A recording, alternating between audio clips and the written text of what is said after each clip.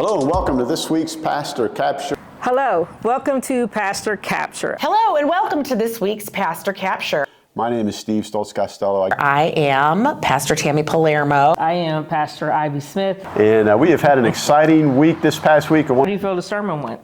I thought it came together. Just loved, Ivy, how you always bring out in this series the doubts, the questions of God. We all have that, but at the same time, to just really assure people and affirm them, you know, that here's a place where we can hopefully work through that, because they can be crippling. You brought that out, you know, that can And be that God tough. understands. I just want to say that I really appreciated her pastoral prayer. Yeah. And just the whole idea of the glass ceiling, and how, I mean, I agree that without women preachers in the United Methodist Church, I wouldn't be here. Jesus, you are our original teacher. Over and over again, you inspired curiosity, empathy, and compassion in your disciples. Just as the disciples learned from you, help me to learn from the wise people you have placed in my life. The biggest surprise for me is that Paul would see the jailer and have compassion in the midst of, you know, how often do we do that? How often do we love our oppressors and taskmasters? Sunday school, they talked about the stars, and they made they used glitter. Shh, don't tell Tony. There was glitter using in the building. I think how the congregations in both services responded to the images of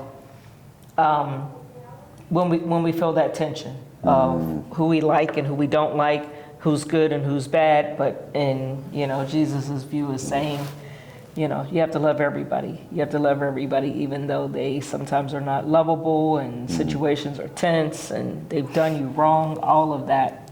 What I really wanted to bring out was, you know, this whole idea of trials. And there's all kinds of trials that we face, but some trials we can't do much about. Hurricane comes, wipe out your house, what can you do? But injustice causes trials that God calls for us to do something about. And that's what I really appreciated about Kendrick Lamar's music. He is seeking to relieve or to address some of those trials from all the isms, racism, sexism. God is mysterious. We're in the throes of theater arts camp, and I loved how you did that. The Wizard of Oz, as being that was mysterious. beautiful. Thank you. Yeah, it masterfully came together of God giving us what we need and it being a mystery of how it's done. Those who've gone for it, loving the Hebrews text, that cloud of witnesses. The cloud of witnesses. They're the ones that we think about, those who have gone before us, which includes biblical characters that, you know, stood the test of time and faith. And then our own history of our own family and people. I always have a memory of all these Sunday school teachers, you know, that really made an impact, as well as at school, you know, and, you know, regular school. But there's always someone that made an impact. I tried to impress upon people that at the same time that we are relying on our memories of other people who have brought us to this point in our faith, we're also making an impact on people's lives. That's right. In what we do. In Sunday school, I had the honor of teaching the children, and we talked about the Holy Spirit in Acts. And we talked about the story of when Peter and John went and healed the crippled man, and he got up and jumped up.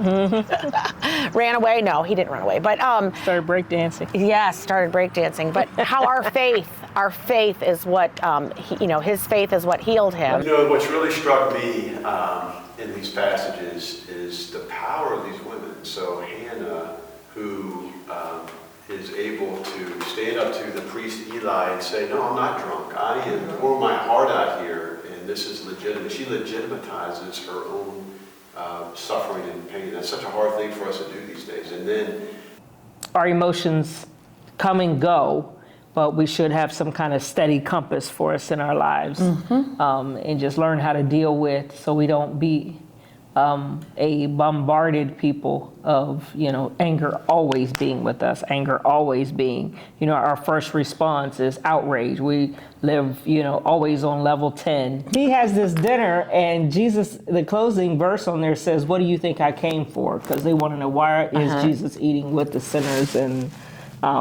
these tax collectors and the most despised and hated people at that time? Why is Jesus eating with them? He's like, "What do you think I came for?" Right. Yep. It's like, why wouldn't I?